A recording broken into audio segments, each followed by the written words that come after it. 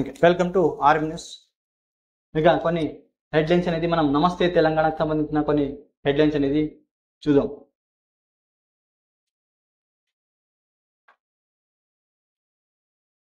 ఇక SSLV D3 ప్రయోగం success. కక్షలోకి చేరిన EOS-08 ఉపగ్రహం విపత్తు నిర్వహణలో శాటిలైట్ పై వినియోగం అన్నట్టు ఒక హెడ్లైన్స్ అనేది చూస్తున్నాం.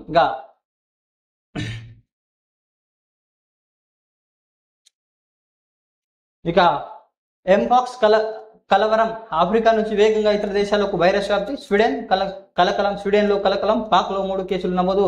గ్లోబల్ హెల్త్ ఎమర్జెన్సీ ప్రకటించిన WHO అన్నట్టు ఒక హెడ్లైన్స్ అనేది చూస్తాం. ఇక మన దేశంలో కూడా కేంద్ర రాష్ట్రాలు దీనికి తగినంత జాగ్రత్త అనేది వహించాల్సిన అవసరం ఉంది. ప్రజలకు దీని గురించి అవగాహన కూడా చెప్పాల్సిన అవసరం అనేది ఉంది. హెల్త్ డిపార్ట్మెంట్ దీనికి బాధ్యతలు అనేది వహించాల్సిన అవసరం ఉంది.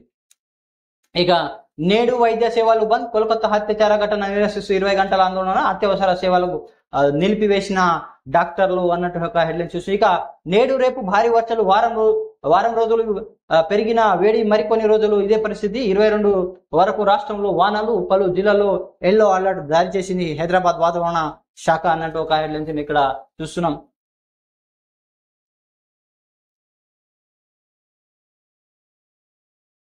ఇక రేవంత్ చెలగాటం. రైతన్నకు సంకటం. మాఫీ కథ మళ్ళీ మొదటికి. కొత్తగా మార్గదర్శకాల పేరిట మరో వ్యతిరేకాలను తట్టుకునేందుకు మరో వ్యూహం. ఫిర్యాదులు సూచనలకు ప్రత్యేక సర్కులర్ జారీ. ఫిర్యాదుల నమోదు పోర్టల్కు అవకాశం. ఫిర్యాదులకు పరిష్కారం డెడ్ లైన్ పెట్టుకునే సర్కార్. బ్యాంకు నుంచి డేటా తీసుకునే అవకాశం ఉన్న రైతులకు ముప్పు తిప్పలు పెడుతున్న ప్రభుత్వం. ఇప్పటి వరకు వచ్చిన ఫిర్యాదులపై సుస్థత కరువు అన్నట్టు ఒక హెడ్లైన్స్ అనేది చూస్తున్నాం. రుణమాఫీ అందరికీ అయిందా, నిరూపిస్తే రాజీనామా చేస్తా అన్నట్టు ఇక్కడ కేటీఆర్ అనేది ఒక హాట్ కామెంట్ అనేది చేయడం జరిగింది రేవంత్ రెడ్డిపై.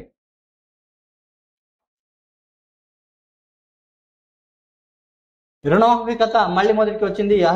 అర్హులైన రైతులందరికీ 2 లక్షల రుణమాఫీ చేస్తామని చెప్తూ వచ్చిన రాష్ట్ర ప్రభుత్వం ఇప్పటికే రుణమాఫీ కాని రైతులు నుంచి ఫిర్యాదులు స్వీకరణ పేట మరో అంశానికి తెరలేపుతుంది. 3 విడతల రుణమాఫీ జరిగిన రైతులకు నుంచి తీవ్ర వ్యతిరేక వచ్చే అవకాశం ఉన్నందున నిఘా వర్గాలు హెచ్చరించడంతో అప్రమత్తమైన ప్రభుత్వం ఫిర్యాదుల సూచన పేరిట తాజాగా కొత్త మార్గదర్శకాలు సర్క్యులర్ 24 జారీ చేసింది. వీటిలో సుస్థత కోరబడింది. రైతులకు ఎప్పటిలోగా ఫిర్యాదు చేయాలి, వాటిని అధికారులు ఎప్పటిలోగా పరిష్కరించాలి, ఎప్పటి వరకు స్వీకరించే ఫిర్యాదులు ఏం చేస్తారనే అంశాలపై సుస్థత ఇవ్వలేదు. దీంతో మార్గదర్శకాల పేరిట మరోసారి దాడి వేసేందుకు ప్రభుత్వం ప్రయత్నిస్తుందని విమర్శలు వస్తున్నాయి. మళ్ళీ కొత్త కథ. నిజానికి 2 లక్షల వరకు పంట రుణమాఫీ అందరికీ ఒకేసారి మాఫీ చేస్తామని చెప్పిన ముఖ్యమంత్రి రేవంత్ రెడ్డి ఆ తర్వాత వాటిని 3 దఫాలుగా మాఫీ చేస్తామని మాట ఇచ్చారు.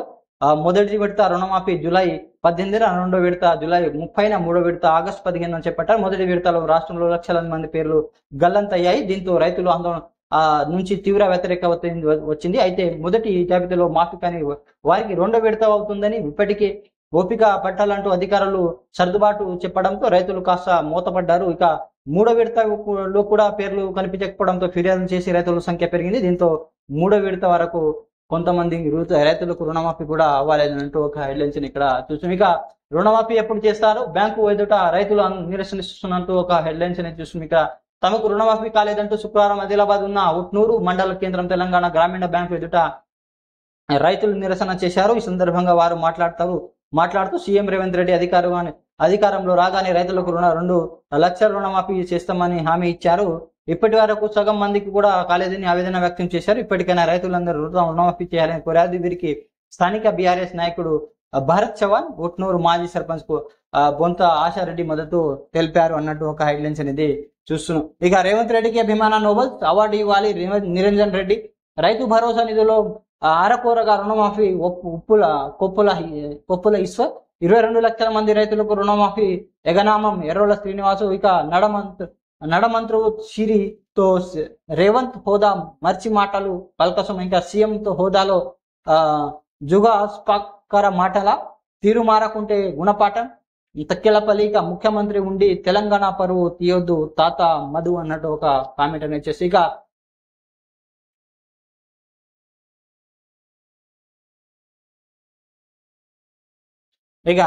రుణమాఫీ అందరిది అయిందా, నిరూపిస్తే రాజీనామా చేస్తా, కొడంగల్లో ఒకరితో చెప్పించిన అక్కడే లేఖ రాస్తా, మాఫీపై ముఖ్యమంత్రి రేవంత్ రెడ్డికి కేటీఆర్ సవాల్, ఆయన చీఫ్ మినిస్టర్ కాదు కటింగ్ మాస్టర్, 40,000 కోట్లు మాఫీ అని చివరికి 17,000 కోట్లు చేశారు, రైతులకు మోసం చేసిన సీఎం చీటింగ్ కేసు వేయాలి, ఇక మాకు రాజీనామాలు, రేవంత్ కు చీటింగ్ కొత్త కాదు, రేవంత్ రెడ్డి మానసిక పరిస్థితులపై అనుమానాలు ఉన్నాయంటూ కేటీఆర్ అని ఇక్కడ కామెంట్ చేయడం జరిగింది. ఇక తెలంగాణ సీఎం రేవంత్ రెడ్డి నియోజకవర్గంపై కొడంగల్ అందరికీ రుణమాఫీ అయినట్టు నిరూపిస్తే ఎమ్మెల్యేలందరికీ పదవి రాజీనామా చేసి రాజకీయాలకు వదిలేస్తానని బీఆర్ఎస్ వర్కింగ్ ప్రెసిడెంట్ కేటీఆర్ సవాల్ చేశారు. కాంగ్రెస్ చెప్తున్న రుణమాఫీ శతాబ్దపు అతిపెద్ద జోక్ అని వెధవ చేశారు. కొడంగల్లోని ఏ గ్రామానికైనా వెళ్దామని 100% రుణమాఫీ అయిందని ఒక రైతు చెప్పినా నాకు తాను అక్కడే రాజీనామా చేసి స్పీకర్కు లేఖ పంపిస్తామని చెప్పారు. సీఎం కు దమ్ముంటే తన సవాల్ స్వీకరించాలనుకున్నారు. స్వతంత్ర భారతదేశంలో రైతులకు చేసిన అతిపెద్ద ద్రోహం ఇదే పని మండిపడ్డారు. రుణమాఫీ తొలుత 40,000 కోట్లు తర్వాత కొంత తగ్గించారంటూ ఇలా కామెంట్ చేయడం జరిగింది. ఇక రాజీవ్ విగ్రహం స్థానంలో తెలంగాణ తల్లి సెక్రటరీ ఎదుట తథ్యం, మేము అధికారంలో రాగానే చేసి తీరుతాం కేటీఆర్ సుశక్యత అంటూ ఒక హెడ్లైన్స్ అనేది చూస్తున్నాం. ఇది నమస్తే తెలంగాణకు సంబంధించిన కొన్ని వార్తలు అనేది చూడడం జరిగింది. Please subscribe my channel, like and comment. Thanks for watching RM News.